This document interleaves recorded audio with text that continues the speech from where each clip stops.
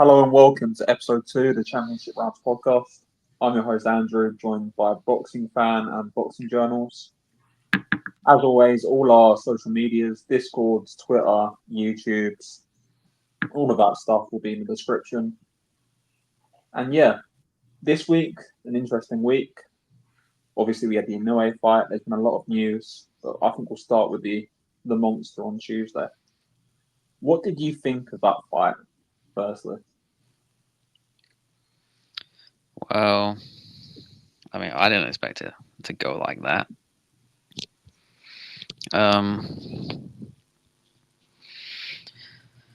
he had a much harder time than I thought he would, and I didn't expect Doheny to put up that type of a fight. Yeah, I was pretty impressed of how good Doheny was because I'm pretty sure like most of us expect that he was probably just going to get run over, but he actually took possibly 1 or 2 rounds off of Inoue before the freak injury at the end. I just thought that fight was everything that I thought about that fight going in. It was sort of just all a bit weird, all a bit sort of what's the point? There was just sort of this inevitability about and no he's going to get to him at some point and stop him, and it was just like it was a weird fight to watch. I thought Inoue was sort of couldn't be bothered really. It The was Henne, very lackadaisical, like he just didn't really care. yeah, it's like I think he brought the attitude into the ring that everyone had for the fight. He just didn't really care. That's Just, what it looked like to me. it's probably like the same attitude he had with like Doheny. He's literally just playing around, like he doesn't care what's happening. Yeah, like he knows he's dominated fighters that are much better. But like, what's the He, point? he could literally run over these like a Aaron Depian or a Doheny. He could have knocked him out relatively quickly, but you can just tell that he's trying to at least get rounds in because of how low how low level the opponent is. Yeah, Not to say Doheny's like a super low level opponent. He's still like a top 10 super bantamweight, but he is kind of he's over the hill. You know, with these super bantamweight fights, I think he's rehydrating too much. I think he's, I think he's coming in too heavy. You can tell he looks slow on his feet. He looked heavy. I mean, his advantage that he has, one of the main attributes of his style, was his quick in and out feet that no one can match, and it hasn't been in there in a few fights. The only fight that's really been in there is the Fulton fight, and You could tell the difference in the size. slightly. You know, I saw a tweet uh, after the Neri fight about how much he's rehydrating, and I think he had it perfect for the Fulton fight. I haven't converted it, but he rehydrated 4.8 kilos against Fulton, and for last, wait, it wasn't last night, for Tuesday, he rehydrated 7.8 kilos. He was 138 pounds in the ring. Yeah, That was only 6 pounds less than Doheny, and Doheny's a big guy. 4.8 kilos converted to pounds is like 10.5 pounds. Which doesn't even that doesn't sound that crazy. That's a regular rehydration for most Mm, people in most yeah, this is cases. the issue. What was the one for Doheny? The uh, Henne, I 7.8, Seven he was point like eight kilos. it was 6 point, 138, wasn't it? it He was was six point 138 eight. then. Yeah, it was he rehydrated 6.8 against the Parlors. Seven Yeah, point eight for Doheny. Mm, That's I think this is the 17 issue though. pounds. why? This is Why the is he issue putting though, on that much? because Seventeen point he's two. trying to build up for featherweight, Mm, so he's putting I, more muscle on. I don't think he's. I don't think he's too confident about moving to featherweight. I don't think he's figured out the weight at 122. I think he's still It's seeing not like how much he can move up.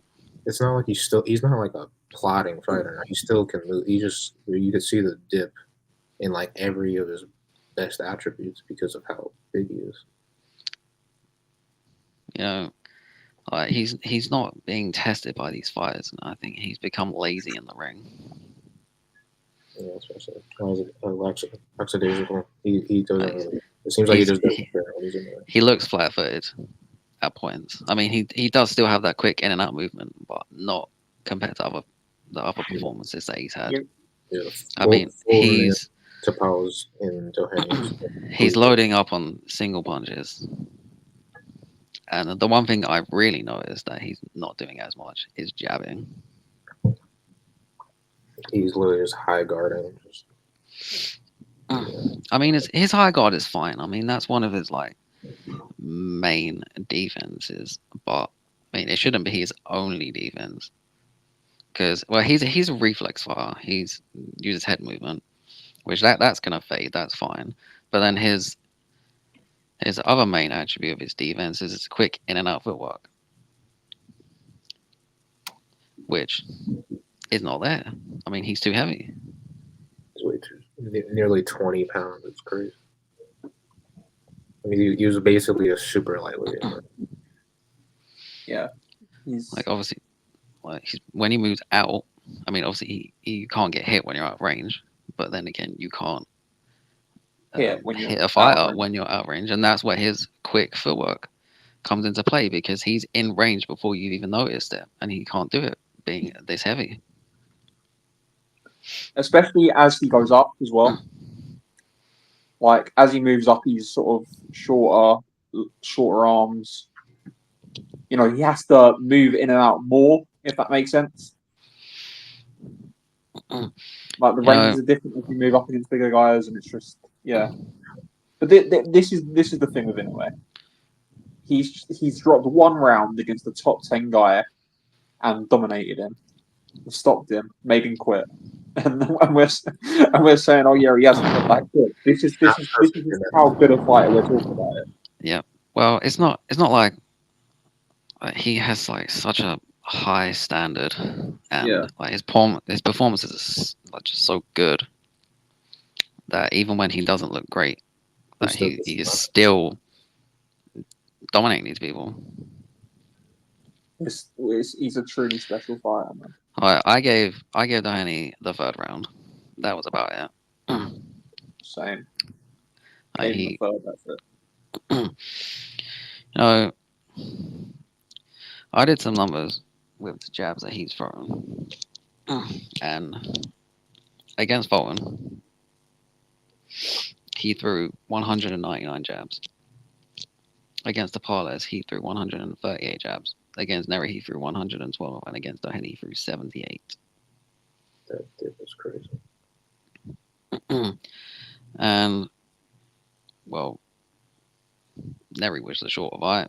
Fulton lasted a round longer, and Parles that went long. It's because he didn't respect Doheny like the other guys. Like Neri, he didn't respect and he wanted to hurt. Yeah, but Neri made him pay for it. So Palace, I don't think he really respected that much. And Fulton, it's like unknown territory. You're moving up, and he's meant to be this pound for pound guy, apparently, according to some people. Big correlation. There's a big correlation with the amount of jabs he throws and his performance. Yeah. You said nearly 200, almost exactly 200 against Fulton, which is only 4 fights ago, down to 78, and they basically get the same amount of rounds. That's crazy. I mean, his jab was insane in that fight, and the jab to the body that set up everything. I also did some numbers for a couple of the bantamweight fights. He threw 392 jabs against Paul Butler, 164 against Maloney, and 336 in the first on air fight. I didn't look at any other fight because they didn't last very long. Yeah, that's one of his best uses in the ring, and from those numbers, and even just watching, you can tell it's not in there anymore. He's just trying to hit him with this. I think it is in there, but he's just not doing it. There's a difference. Like he doesn't look short, and he doesn't look like he can't do it. He just looks like someone that just didn't really care about that fight, didn't really care about the opponent. Yeah, he's bored. Yeah, he is bored, man. Like, yeah. But there was the 3-fight plan for him, or whatever it was, the 2-fight plan, 3-fight plan mentioned after the fight. Goodman on December 24th, Christmas Eve. Then back to Vegas for a show in April. And then possibly Gennaro Nakatani next year. Which means, either, well, at least one more fight at super bantamweight against Goodman. It'd be beautiful to see him fight Goodman, MJ, and Nakatani in a row off the already run. It's crazy. I think if you're right about his feet slowing up, he's gonna have a hell of a time getting into range with Nakatani. I don't think his feet are slowing. I mean, I just think he's too heavy. Yeah. Like he can do it if he doesn't put on this much weight. Yeah, instead of being He'll like have it. 39, He'll have all his attributes there. he rehydrated 139 pounds. If he's like the same as he was from like the high This is his 130s, like 130s. This is his fourth weight class. Like his fifth like weight class overall, but he skipped lightweight. But this is his fourth weight class. Why is he rehydrating that much? Because he's trying to bulk up to go to featherweight. I'm convinced of it. He keeps saying it, like he's made comments over and over again, like, "Oh yeah, I'm gonna move up to featherweight once my body's ready, and I'm gonna get ready for featherweight, and I'm gonna prepare my body for featherweight, like he did at bantamweight for super bantam." He prepares his body for the next weight class by putting on muscle, by naturally growing as he got older, and that's what he's doing now. That's what I believe. He made a I can't remember what comment he made. He made a comment that doesn't fill me with too much confidence about him moving up to featherweight. To be honest, I can't remember what it was. I think Chris Algieri said something about it. I can't remember what it was, but I don't think he has much confidence about moving up to featherweight. I think he does, man. Even if you look at the guys at featherweight, Vargas, former super bantamweight, Well, Ball. it's not the fighters that I don't think he has confidence about. I just think it's just the weight. Like, I think he thinks he can beat all the featherweights, but it's just the weight. I don't know, man. All right, that'll be his fifth weight class. The sixth weight he could have been at. I mean, at what point does it just get too much? And he's getting older. He is an athletic, reflex, speed type of fighter. They all slow down when he's fighting these bigger guys. Your reflexes are slowing down. That's a recipe for disaster. Yeah. But it'd be interesting to see what his plan is. I hope. I don't hold out much hope for a Goodman fight being that competitive. I don't rate Goodman at all, really. He's like good technically, but he's not. He's not like like he's just like another. I won't say he's another Doheny. He is better than Doheny, but it's another one he'll be bored about. He's a slightly bigger version of Jason Maloney. Very basic, not very athletic, not very not special in every manner, like any way. Sort of a 6, 7 out of 10 everywhere, and he's very, very basic, and like he's just a bigger version of Jason Maloney, in my opinion. And like other than fights that lasted like 2 rounds, that was arguably Inoue's best performance. Yeah.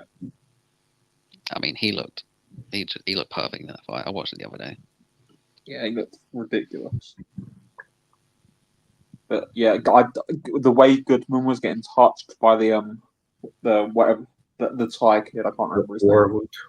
Yeah, Warrow. Or how do you say it? The way he was getting touched in that fight, he was eating clean shots constantly, and it's like I know that he obviously like they're not the same fighter in Inoue and Warrow, but he can't be getting touched that much at that level and expect to see the distance or even make it competitive with Inoue. It just depends.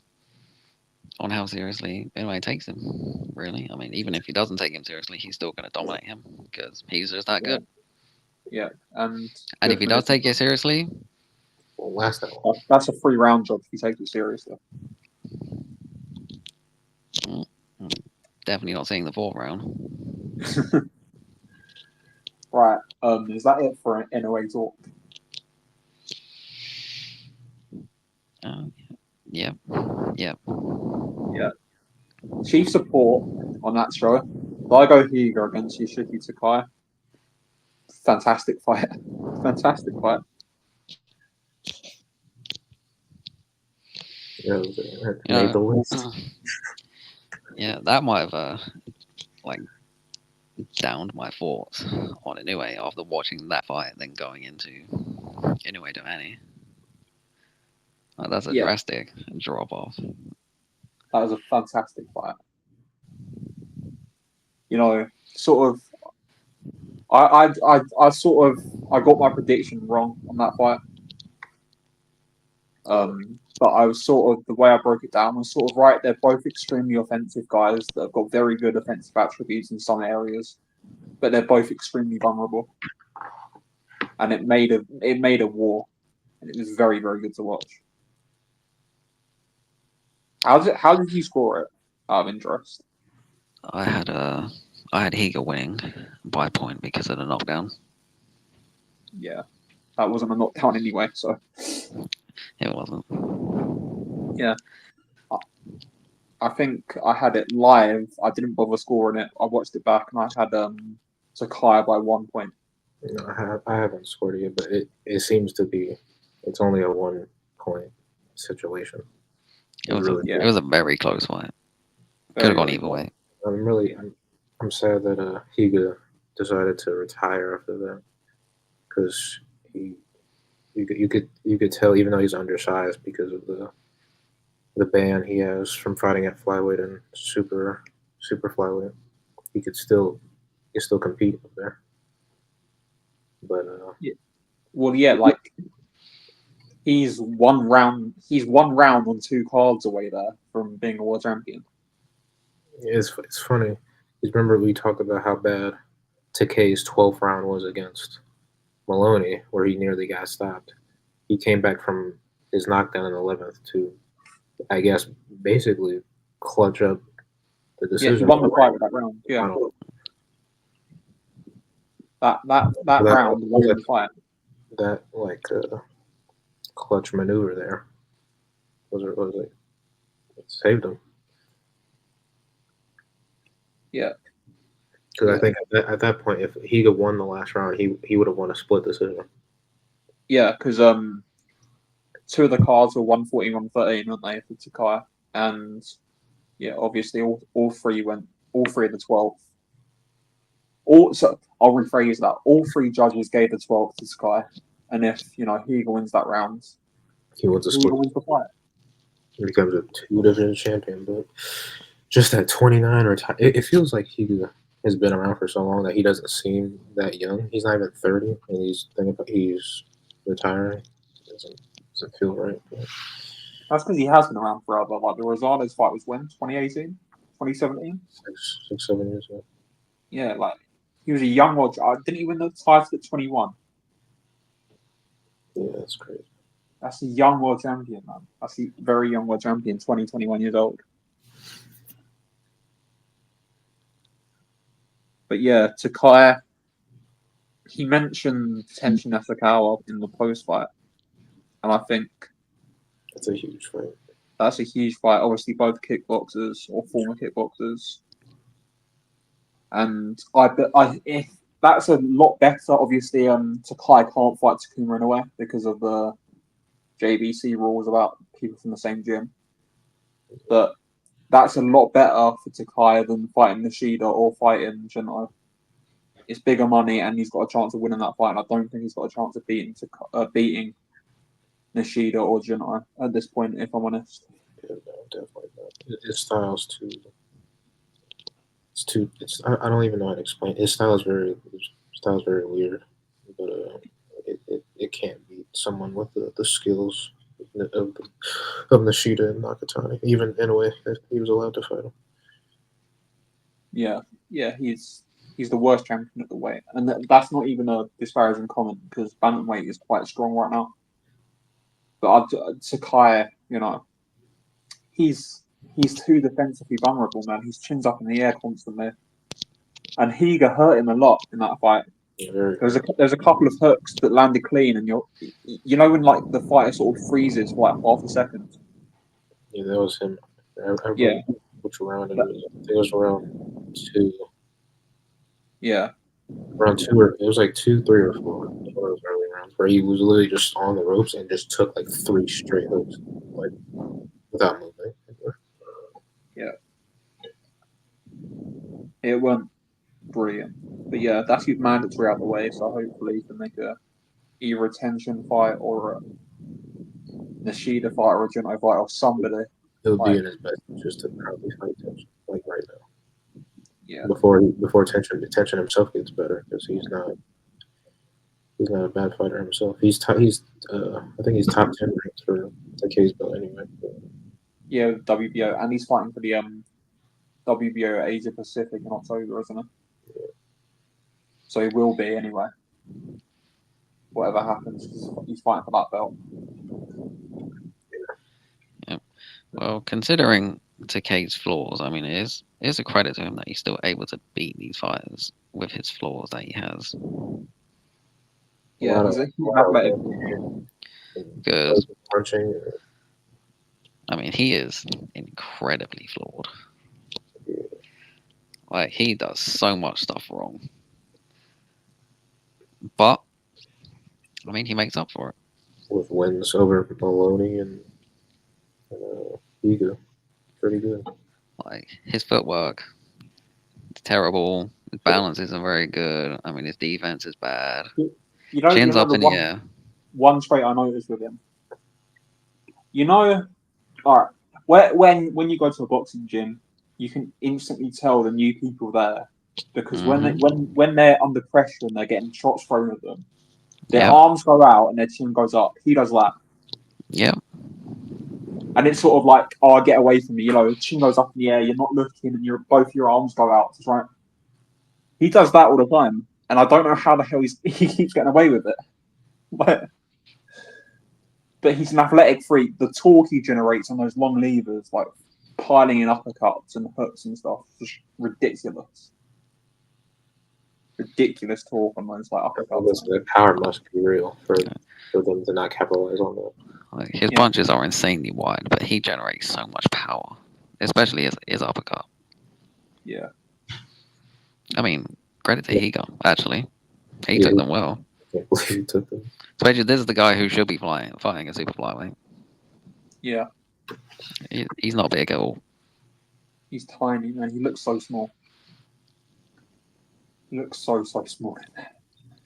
Yeah. It was an extremely good fight, and if you haven't watched it, go and watch it because fantastic. Although, I mean, I did see mention that Chocolatito should possibly ask for Takei to fight for his 5th world title. Yeah, Chocolatito eats him alive, man. Even at this stage, at like 38, 37. I mean, as long as he keeps that fight close and doesn't get hit with any big punches, I mean, he's gonna be a serious being on Takei. If Daigo Higa can get inside, Chocolatito can get inside. Like he's effective at fighting at range, but he's not really effective at keeping fighters at bay at range for very long. That's a good point. That's like, pretty much spot on. He'll just move back in a straight line with his hands down and his chin up in the air. The thing with Sakai is you're always gonna watch him, right? Oh yeah, because he's just definitely, definitely. He's got this mad power. He's mad athletic, and he's so vulnerable. And it's just great for these brilliant fights, all these wild knockouts. Like, yeah, man. Chocolatito eats him up. I'm afraid to say that Chocolatito eats him up. But yeah, also on that card, Andy Hirioka. I thought it was a brilliant performance against Barroso. Oh, yeah, fantastic. He, I mean, I haven't seen too many of his fights, but that is by far the best I've seen him fight.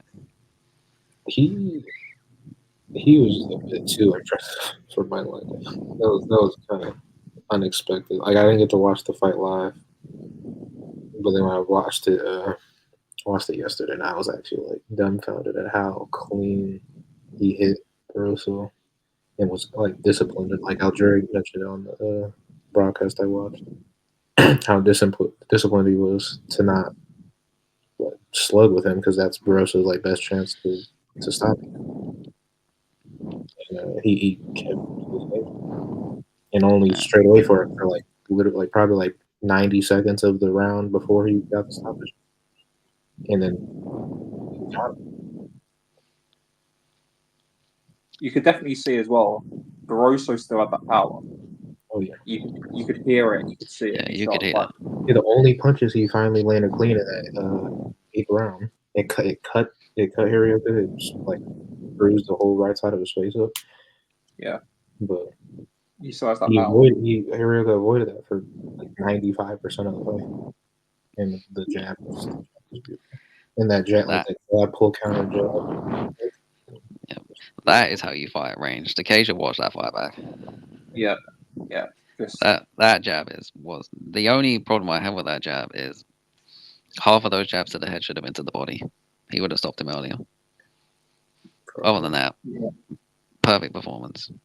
yeah. I And coming remember. back, hold on, and coming back to stop him after That Barroso has success in the round before. was probably the perfect one he needed. Honestly. A perfect opponent. Which is funny because now off the back of that, that's his 1, 2, 3, 4, 5, 6, 7, 8, 9. That's his 10th knockout in a row. Yeah. Since 2019, since July 2019. And the thing about it was the one thing I noticed. This is really really weird. I only noticed it when I watched it back. He doesn't throw a left hand for about 5 rounds. He's just the jab because Just a he's a jab and the right southpaw. hook. Jab The and odd right. right hook as Barroso jumped in, and the jab for about 5 or 6 rounds. Yeah. He has it cocked, like ready to throw, and just doesn't let it go.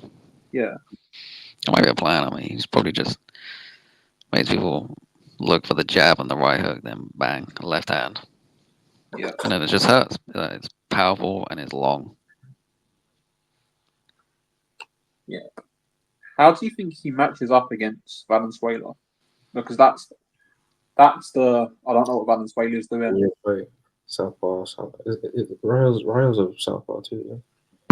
Yeah, That'd be weird because he might not be able to do that. The same. I feel like Valenzuela probably fight the same fight that Hirioka fought, and the way he fought against the Cruz too. It'd be like a interesting clash of styles there. yeah, but Hirioka's bigger, and I think Hirioka probably punches harder. That matters. They Like, both they both can punch really hard. can Valenzuela keep Hirioka at range, being that Hirioka's a lot longer than Cruz is? That's the Well, question in that fight. maybe. I mean, you know, timing can beat range. We've seen loads of smaller fighters out jab longer fighters. But does he have that timing though? It's just a Can he really get the interesting. timing? Can he get the timing after he's going to get pinged in the face for a few rounds against that long, hard jab? That's going to be tough. Who knows if that fight even happens, man? Honestly, because there's Isaac Cruz has a rematch clause, doesn't he? So who the hell knows if that fight even happens? Well, Cruz loses again anyway. Yeah, there's also like rumors about Valenzuela against Javante Davis. Yeah, Who that makes knows? sense. I mean, that makes sense. I don't mind that fight. Fair enough. One thing I said, you need to get Hirioka back out on that December Inoue card because like if you look down his record, he's had so much inactivity last few years. I think it was one fight in 2023. This is his first fight this year. Get him out in December, and the perfect opponent for him, in my opinion, Jermaine Ortiz. That could work. Keep him active with the momentum, especially after a performance like that. You can't have him It's just not sat like inside. he didn't take too much damage, really. He barely got hit the whole fight. The Yeah, only punches that landed cleanly were in that 8th round, and he immediately finished them. and obviously Top Rank have the deal with Ohashi that they get a spot on all the Inoue undercards. So I'd make that fight. Hirioka against Ortiz. That's a perfect fight to make. Yeah, I like that. That's my little matchmaking session done. I think we're all in agreement that Barroso should retire. Oh, yeah. Yeah. 41 years old, have a good career, but he's done. Shout out to him. Done. Took Kevin Mitchell's soul about 10 years ago. To the hard days, to the straight to home. Yeah. And Also on that undercard, Jin Sasaki put in a good performance. He could be fighting for the IBF title next if certain things go a certain way. And the Japanese title fight, a very good fight actually. Shimami actually just nicking a decision. He got dropped in that fight, but got up and won the 9th and 10th on my card anyway, if I remember correctly. I haven't watched that fight back yet, though. Yep. I didn't watch it live because I went for a walk for the first fight. But I watched it. I watched it earlier. I watched it this morning. I watched your video actually. Oh, thank you, giving me a view. And I agree with you. I did give him the 9th and 10th round. Yeah. Yeah, that was a good fight. Nothing. It's exactly what you expect from Japanese title fights. Two very skilled fighters. Yeah. Can I just say one thing there? Yep. Please, ESPN, please be aware that some fights might have open scoring. Please. Because we all knew that. There was literally announcements over everything, and you're asking what the scorecards could be when they've literally just been read out to you. So please, just ESPN producers, ESPN commentators, just take a little note. Look at Twitter, because on Twitter you had hundreds of accounts tweeting the live scorecards after the 5th round. So please just have a look at them, please. Yeah, they're not the smartest group over there. Yeah. They've learned recently. And but also, I know neither of you do bet, but thanks to Bet365 for not noticing the in-play scorecards or open scoring, because the Shimami actually odds on a decision were ridiculous, even though he was 4 rounds to 1 up. So cheers on the in-play betting. Thank you, Bet365. Thank you. But yeah, good fight. I mean, the only problem I have, I don't like Shigamiyachi's footwork. You know how he holds his feet, kind of random, but he holds his feet exactly like Kevin Kelly. Yeah. Kevin. Yep, holds his feet exactly like Kevin Kelly. The way he positions his feet. What the and they're both southpaws. He's fighting. He's fighting the kid that Doheny knocked out. What's his name? No, the other one. Because the other one just won a he's won back the Asia Pacific or the OPBF or something, and they're going to unify those titles. I think Nakajima, is it? Kazuki. Yeah. I think there were at least was discussions about that fight, but I don't know. Yeah, he just knocked out Shingo Wage, didn't he, in 2 rounds? Yeah. Which little plug, I posted that whole card on YouTube. Go watch that. Class. But yeah, that's the natural next fight to me, isn't it? Yep. And then another think the winner of that fight gets a shot at a vacant title if Inoue moves on, probably. because those like regional titles give a lot of good ranking like boosts to these guys in Japan. Yep, another Japanese world champion. Yeah, and Such. this is all sort of linked there. I was going to move on to like the preview section, but this is all linked. Jin Sasaki, a frustrating fighter, but he won. Yeah.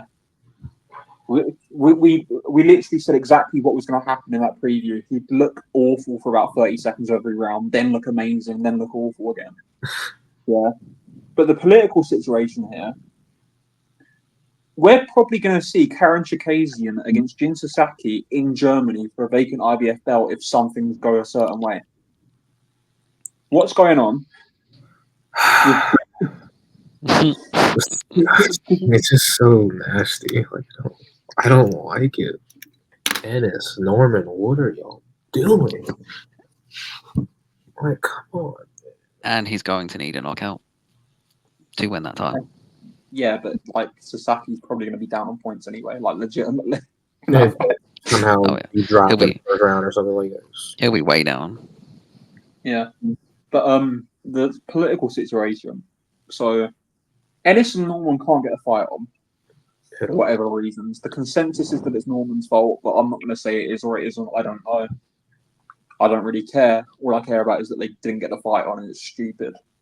Then Hearn comes out and says the morning of the purse bids that he's going to headline Ennis against Chikazian in Philadelphia on a quote super card with multiple world title fights on it.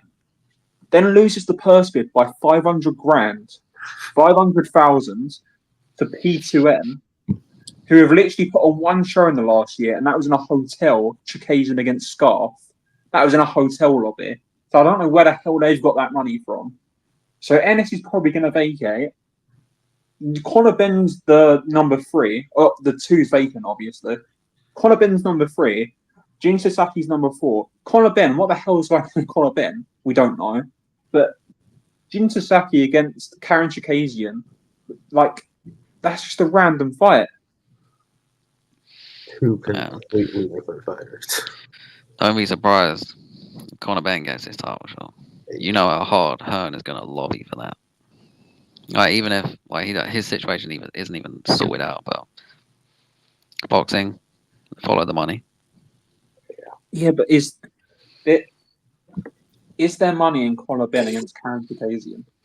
Well, there's more money in Conor Benn versus Karen Chikazian than Jin Sasaki versus Karen Chikazian.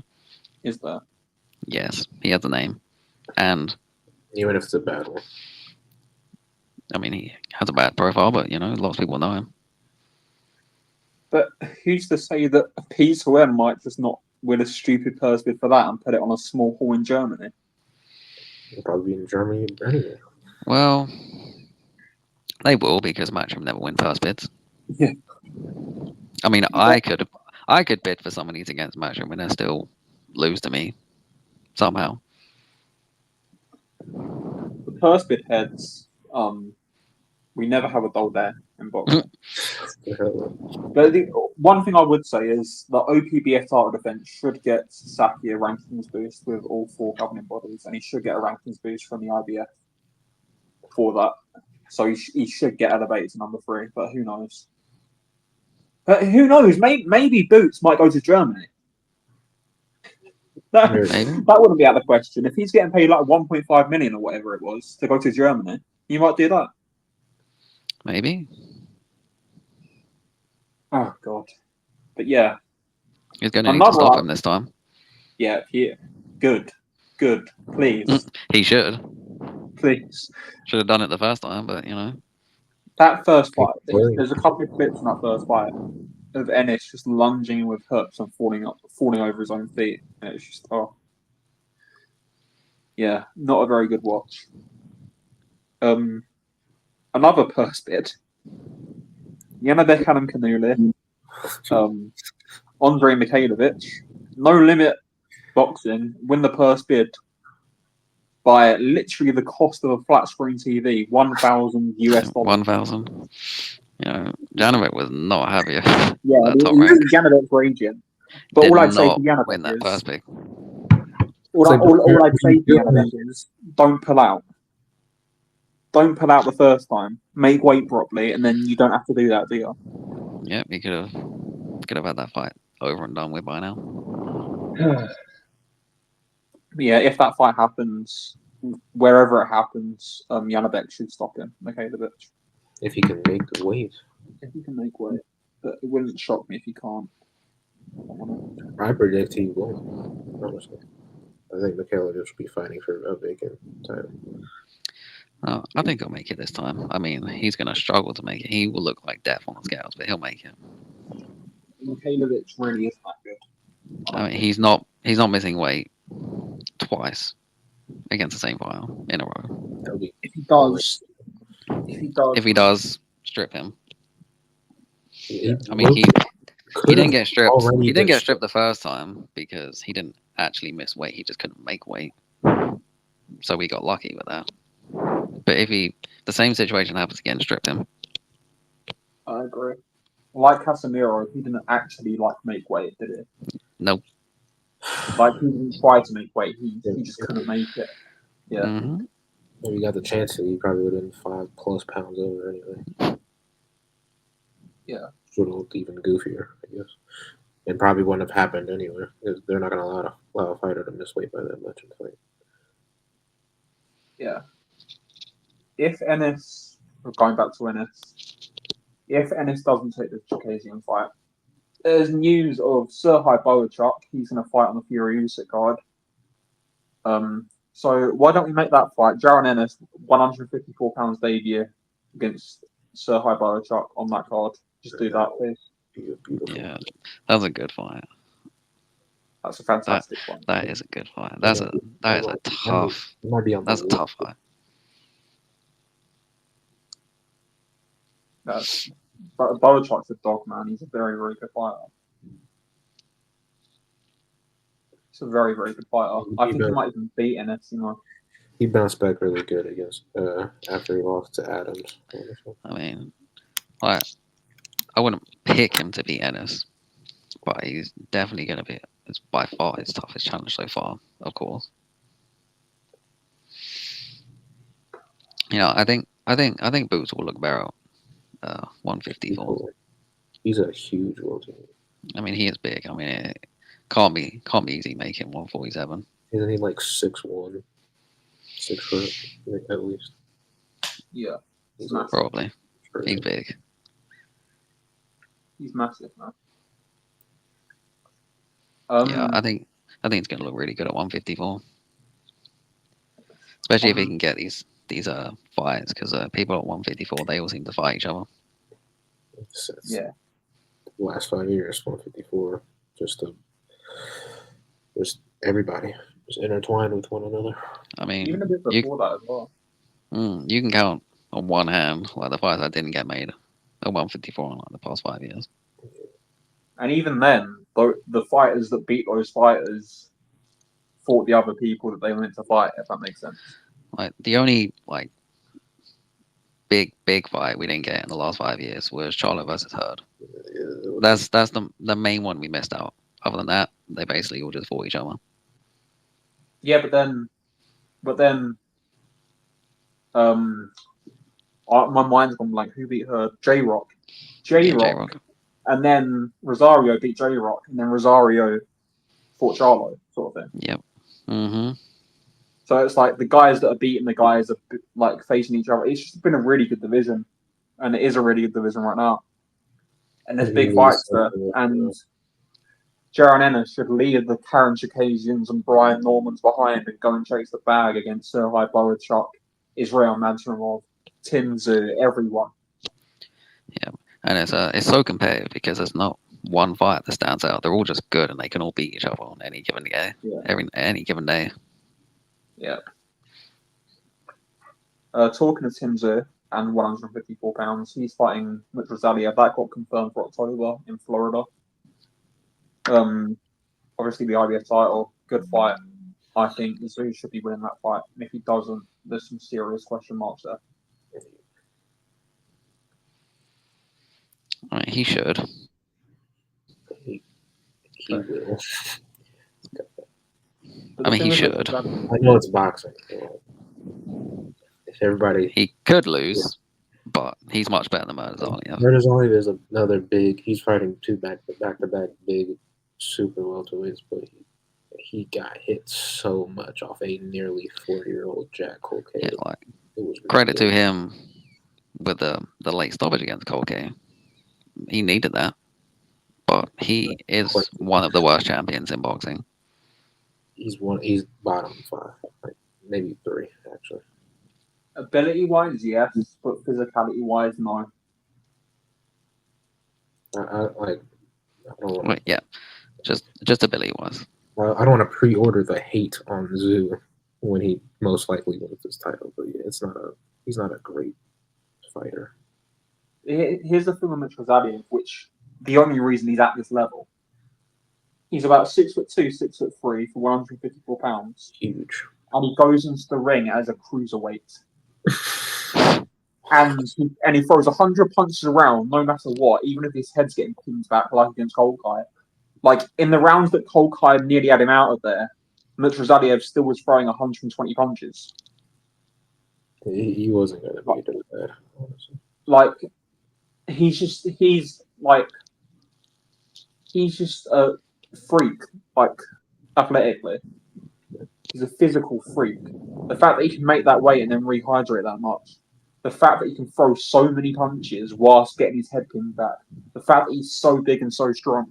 That makes him a tough knight. But ability-wise, he's crap. He's dog awful ability-wise. But he's just got these physical tools that he relies on. I do think Zoo will stop him. Play late. When it's skill versus physicality, I will always pick skill. Yeah, Zoo. I like I say, Zoo's a strong favourite. I think Zoo should win this fight. Zoo has a lot of that. He could possibly be unified world champion right now. It could be unifying a third belt. Maybe that's That Badu Jack could.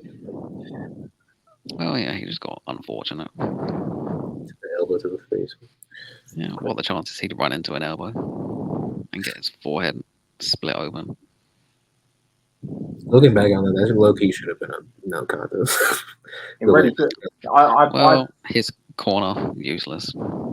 Yeah, I know like corners can't stop fights like that, but they can really. They can do like a They Garcia can. Cerrito, Herring, Oquendo type of situation. They can't officially, but they definitely can. Like they can influence the referee to stop the fight.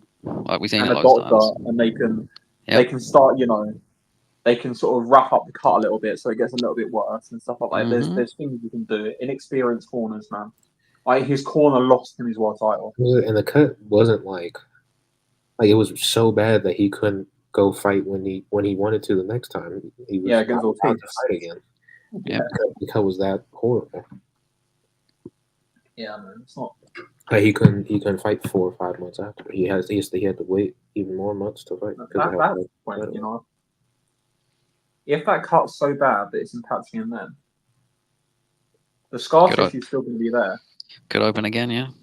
If you're much you're following through of elbows instantly from the first belt. It might not open unless Yeah. elbow.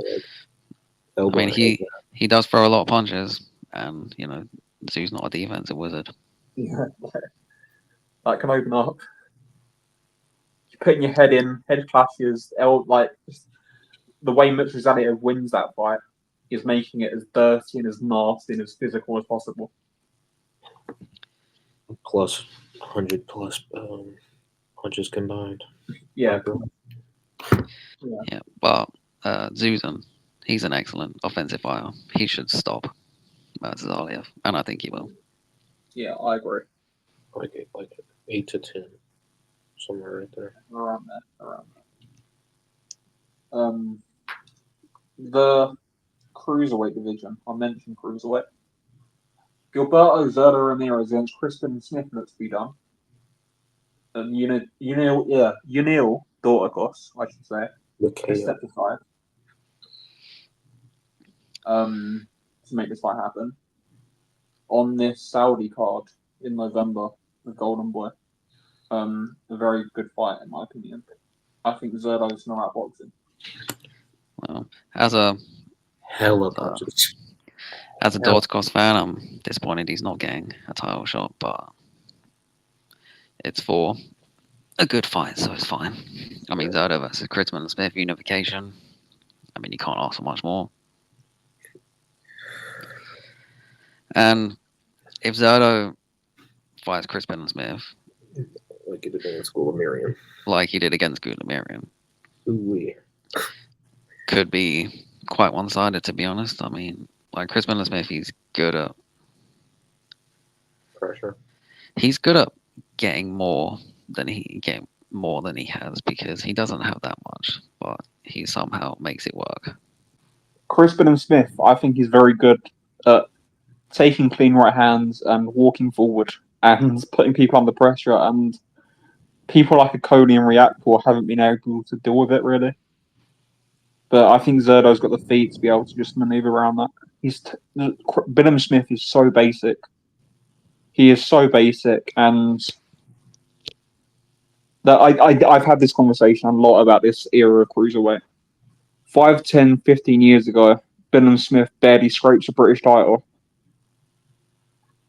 The React Paul Billum Smith fight was a European title fight, in my opinion, level wise, from about 5 or 10 years ago.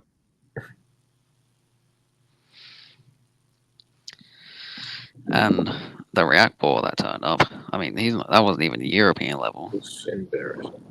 That was a really poor performance. But, well, credit to Billum Smith.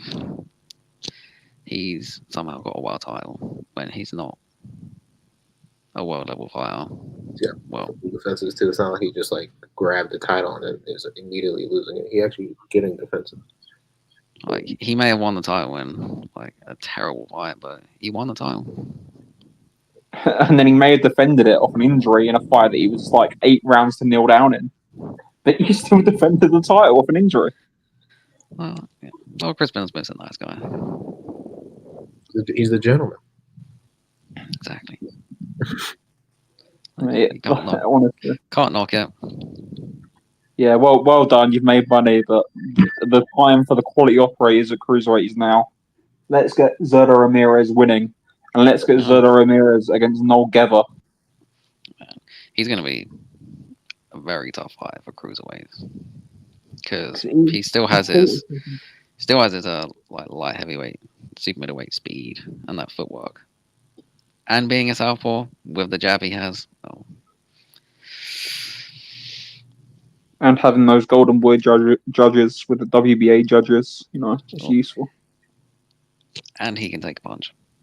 Yeah. His chin's not. Yep. Because, I mean, no one can deny that Gulamirin hits hard, and he may have not won a round, but he did still land a few clean punches on Zerto, and he took them very well. I thought Gulamirin won like a couple of rounds that fight. I mean, he may have. I mean, I can't really remember my scorecard. I think I had it like either 10-2. I think I had it 10-2, but yeah. Zerto box well. I may have.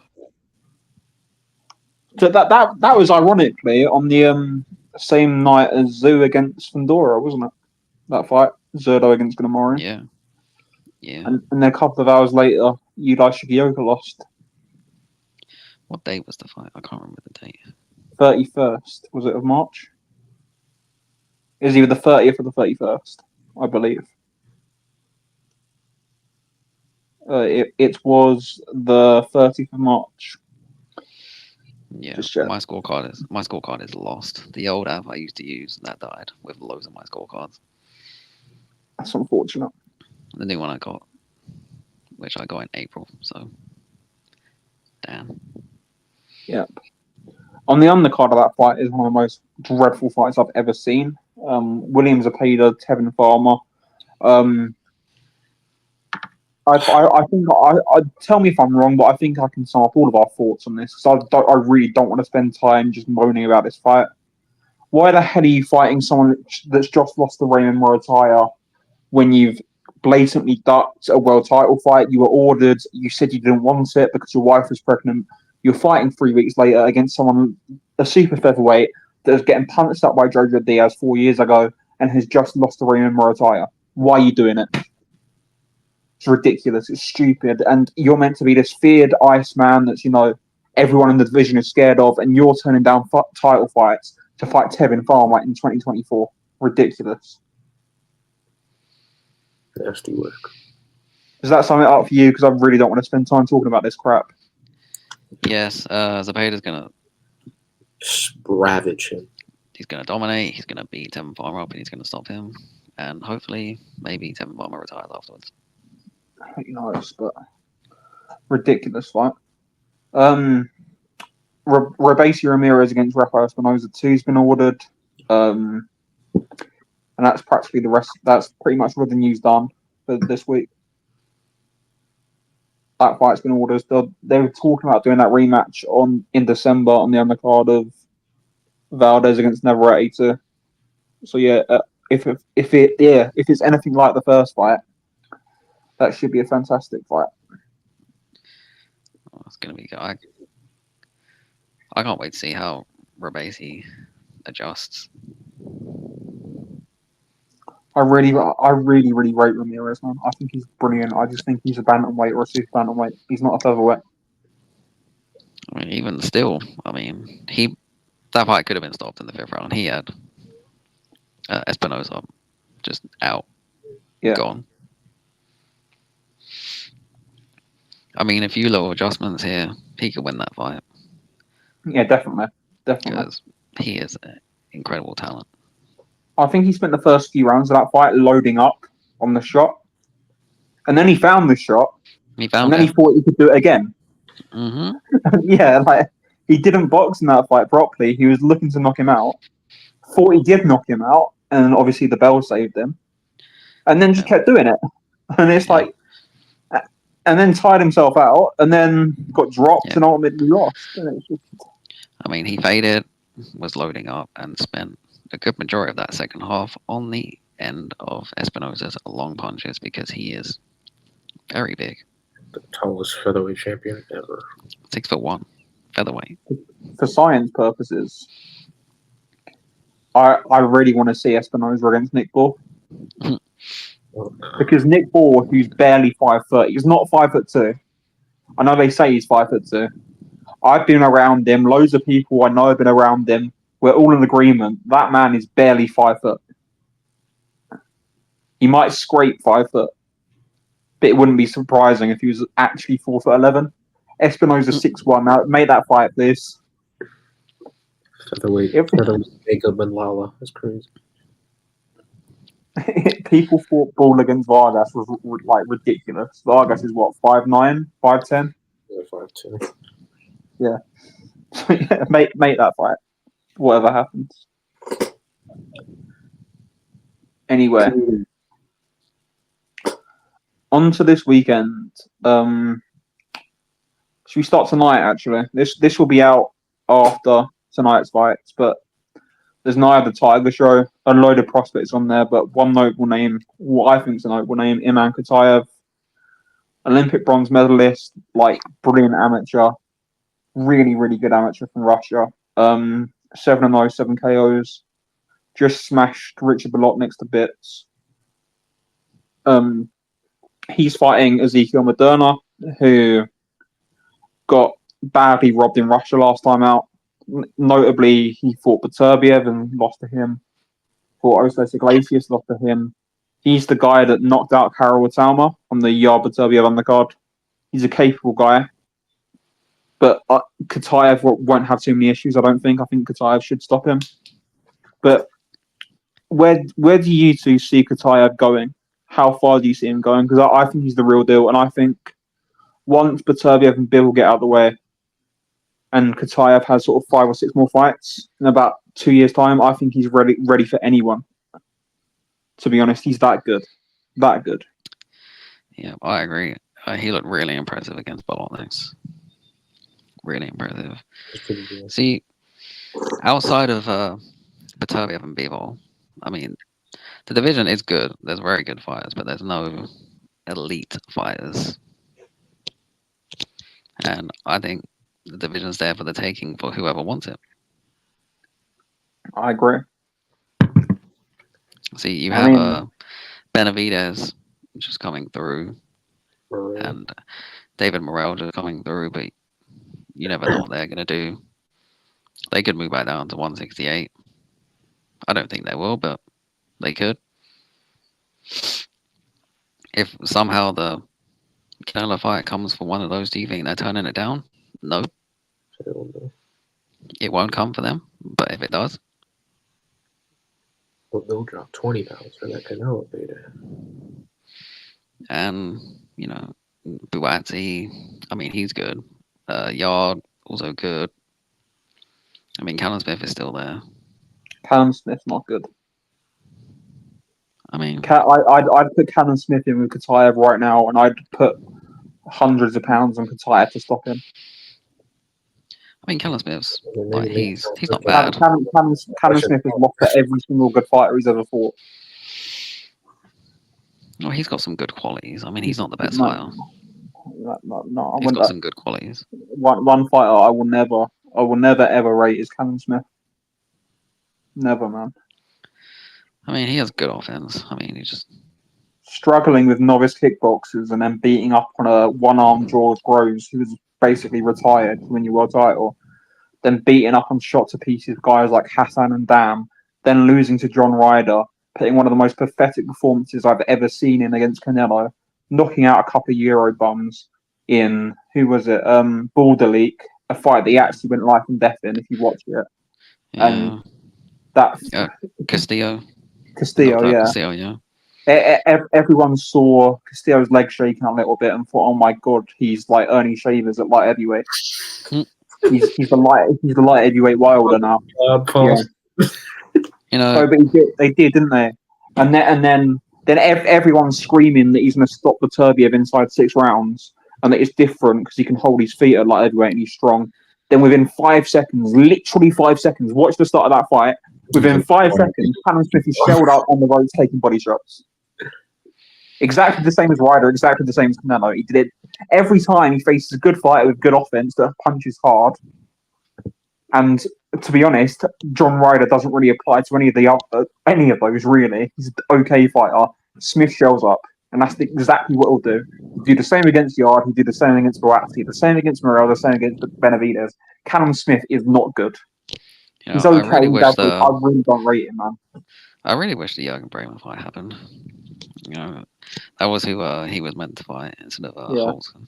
Yeah, he pulled out because he's injured. I was on the semi-final of the Super Series. Yeah. In the first round, he went life and death with Eric Skoglund. He did. But yeah, one fight that could be made for Katayev. I have the Tiger also have Albert Ramirez, who's also a very good amateur. He just beat Adam Deans on an IBA card. Ramirez is quite a good fighter, I believe. 19-0, 16 KOs. Yeah, I think that fight could be good. He's ranked in the top 10. That would be a good thing for him. That would get him sliced straight into the top 10 of the division. Yeah. Yeah. I mean, I wouldn't mind putting him in with a Wozniak either. Yeah, that's a good fight. Even Hot Rod at this point. Hot Rod. Yeah, I mean, Hot Rod still has some stuff to give, considering how the Morel fight. He did well in that Morel fight. He lost it, but he did well. Yeah, he fought much better than I thought he would. Yeah, but yeah, he's a really good fighter. Really, really good fighter. Friday, we have got this RCC card that's going to be going on for about 16 hours. It seems like. Obviously, we're not going to talk about all of these fights, but Hamazarian against Samedov in a WBA super featherweight eliminator. That's topping it. That's an interesting fight. Zora's been in with guys like Linares, Francisco Fonseca last time out. Good fighter. Samedov, 18-1. I've seen him fight once when he fought Musa Gulam, because I know Musa Gulam's manager quite well. And he was raging about that fight to me, because Gulam's quite a good fighter. A North African kid has been fighting in Dubai quite a lot. And yeah, Gulam definitely won that fight. He dropped Samedov, and he definitely won that fight. But Russian judges. But yeah, I think Zora should win this fight and get a good ranking with the WBA at super featherweight. Obviously, they've got Albert Batagaziev, who's the interim champion. He's Russian. That could be a fight down the line. But yeah. It's just gonna last a whole day. Yeah, it's going to last all day. And that fight, I think. Zora's always in good fights, isn't he, Dodge? How many times has he been on the list? He's been in twice, but it seems he's been in act. He hasn't fought since Fonseca. Fonseca, which is May of last year. So it's like 16 months. That fight was weird. From my memory, I haven't watched it in a long time, obviously. He dropped Fonseca twice really early, didn't he? 2 or 3 times. Mm-hmm. Then after sort of round 4 or 5, that just turned into a complete war. Which, isn't the best. On speed. Yeah.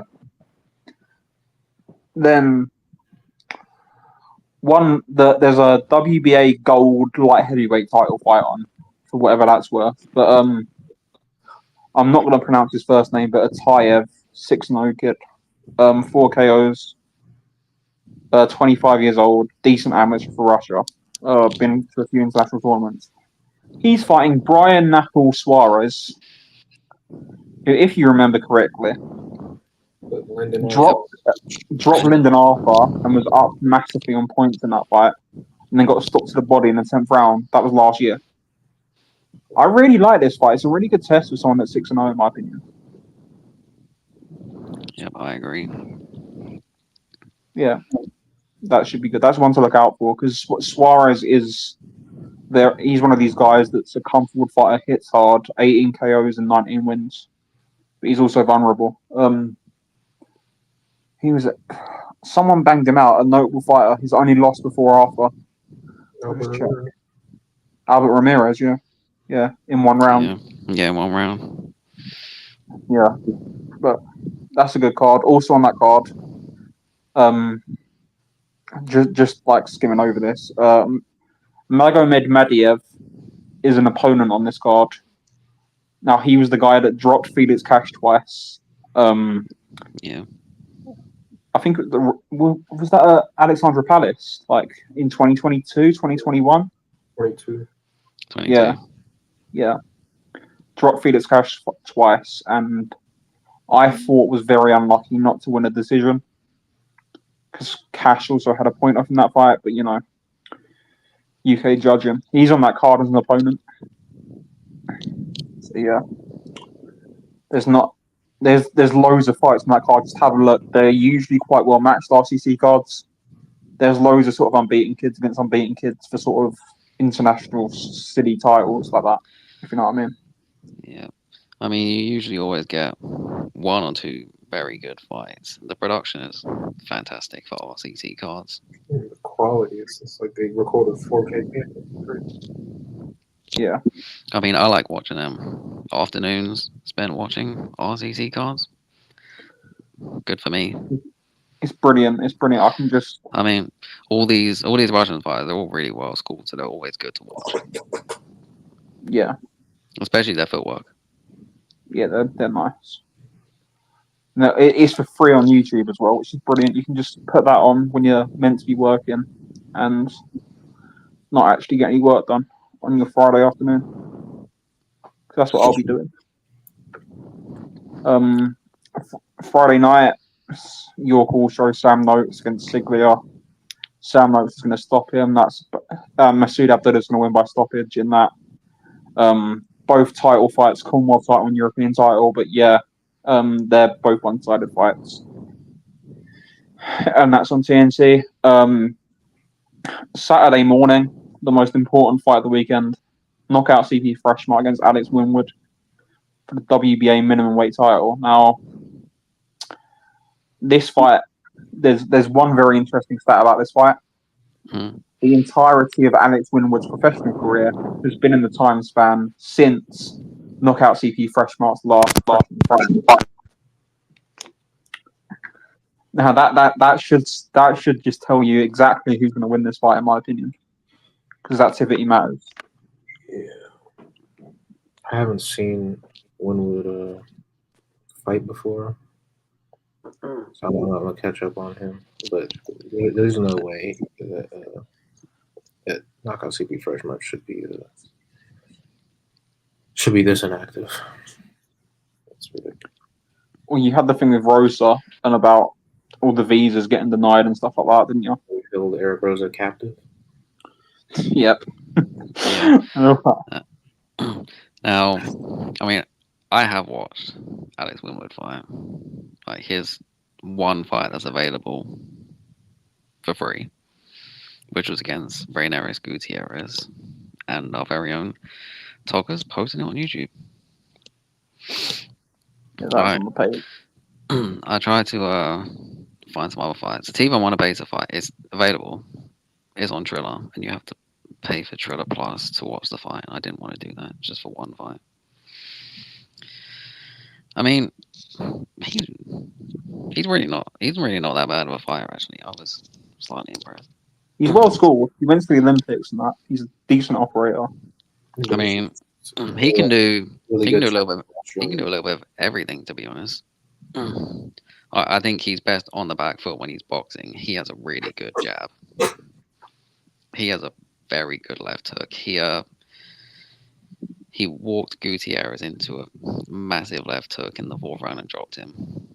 He kept walking him into the same left hook.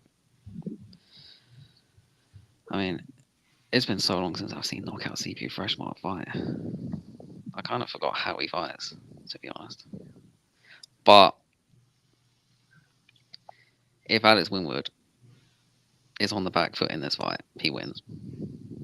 Yeah, especially in this wide radio. decision, and I wouldn't rule out a stoppage with this left Especially hook in that this he has. radio, man. Especially in this radio. Yep, and that just don't pick fighters to win fights when they've been so inactive. I mean, the only fighter recently that's won a fight when they've been so inactive is Chocolatito, and he only fought Barrera. Like anyone that's fought a good fighter who's been inactive has lost. Yep. Or And should have even go on, Sarge. You know, like an inactive fighter coming back, like Ruiz came back finally against Drew Miller and should have lost. Yeah, I mean, he should have lost that fight.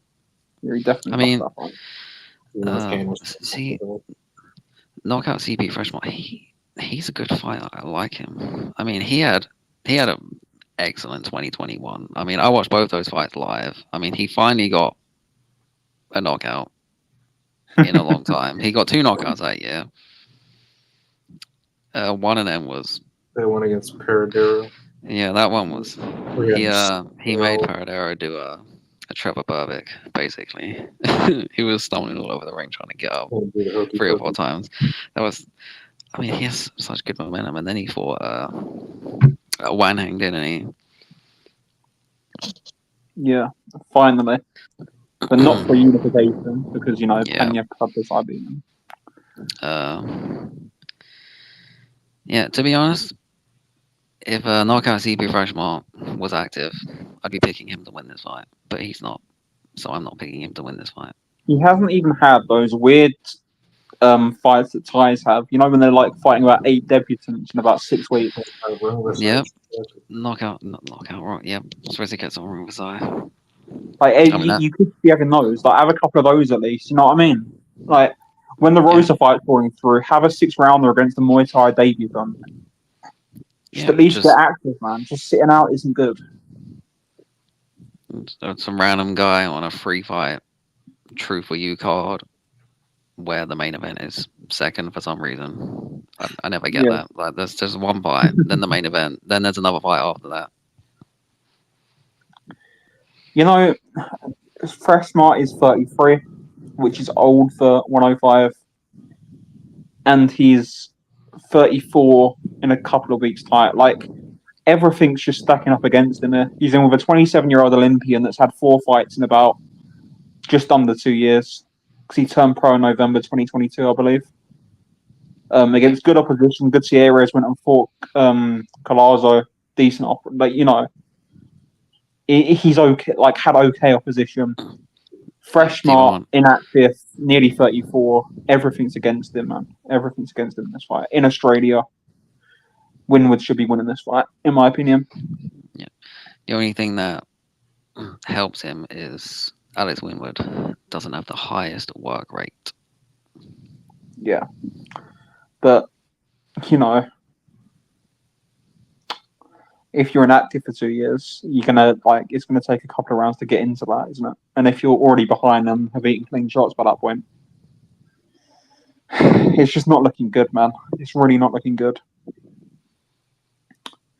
And isn't he the longest reigning champion in boxing? He is the longest reigning champion in boxing. Yeah, he's been champion since 2016, I think. Yeah, and that becomes an end.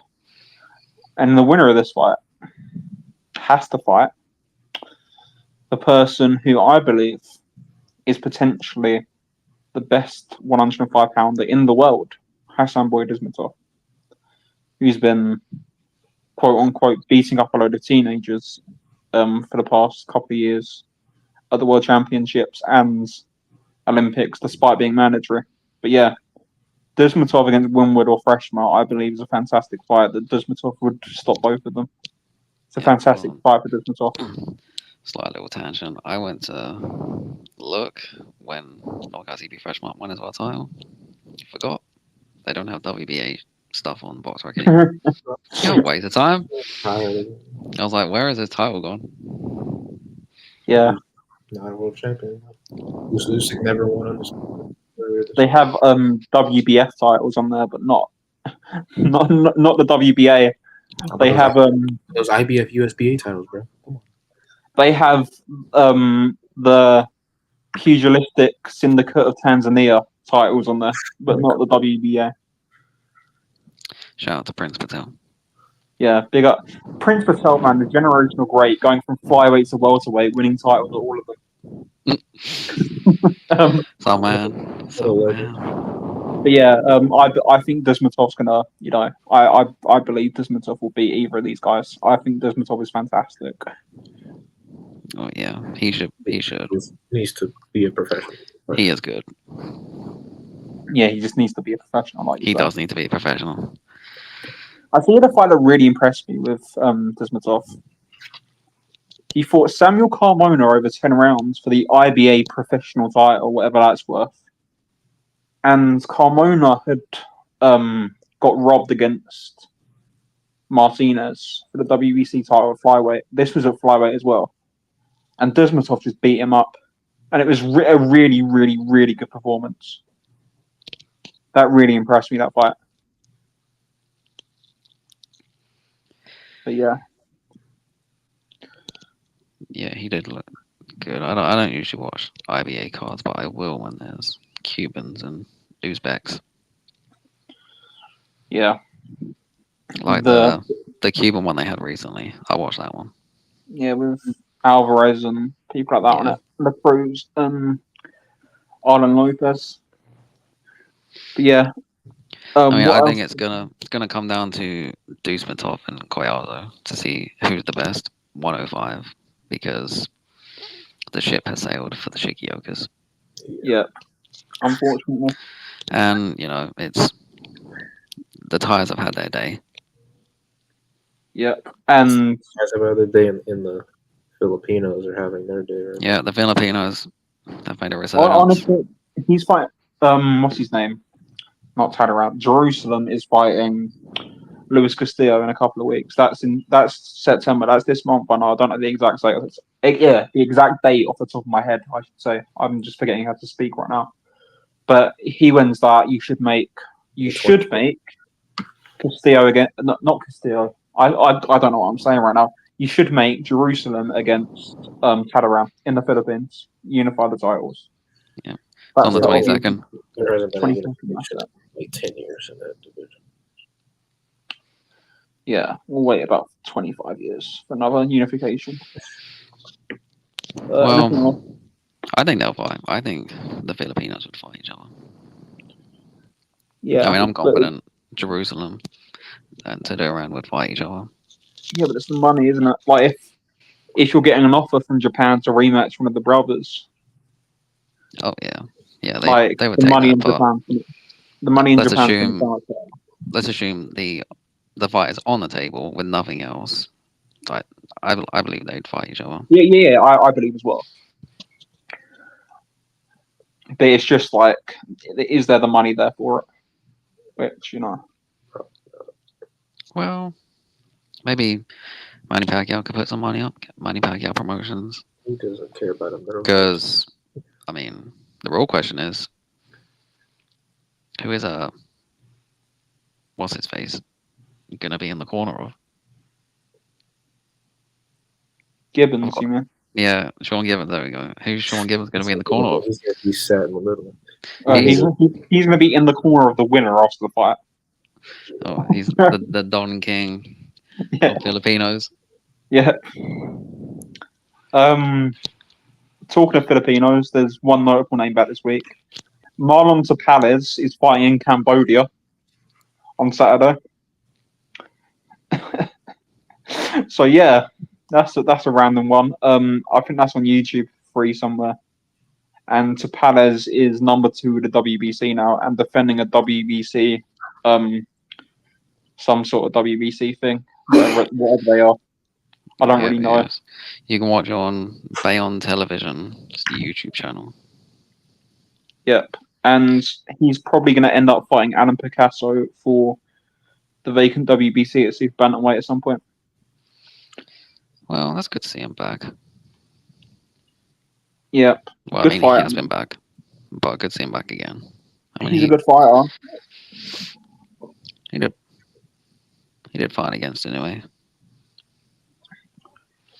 Did as good as anyone else apart from like Daenerys and Taguchi, didn't he? And Carmona. Like, Yeah, if and you're they were in winning the a first round round. against Inoue, yeah. If you're winning a round against Inoue, you're doing good. Yep, that's the bar he set. Yep. But yeah, there's not much else to talk about this week, is there? Unless I'm missing something. No, that seems to be it. Oh yeah, I'll mention this. There's a card in Dubai, with Jazza Dickens on, and a load of fighters that may have been associated with a former management company. And this card is being streamed on IFL TV, who may have been associated with said management company, with a certain person that's not got any criminal convictions, as people like to say, quite a lot, in Dubai. So I don't know how this has come about, but yeah, that's on IFL if you want to watch it. Oh, Jack Turner, that's what's tomorrow or Friday. I don't know when Marcel this is coming. Braithwaite's Marcel Braithwaite's making his comeback since losing to Malajika on Yeah, that card. Nelson Birchall was on it. He's a good amateur from the UK, Nelson Birchall. Traveller kid from the northeast. He's like one of the Brits that actually looks quite good. That's such a bad thing to say, but yeah. Jack Turner, the Scouse kid that was knocking everyone out in the first round for a bit. Yeah. And there's an unbeaten Cuban puncher on there as well. So yeah, there's a couple of points of interest on there, but not a lot. But yeah, that's about it, I think. If you've got anything to add. No, last thing I would just like to say is thank you to everyone who watched the first episode. There's a lot of support on there, and we couldn't be more appreciative. I second that. You got nearly 200 views on there. Yeah, starting like a new thing on a new channel on, it's just a completely new project, and getting that much attention, support, and viewership and subscriptions to the channel and everything, it's like quite humbling. Like, not humbling.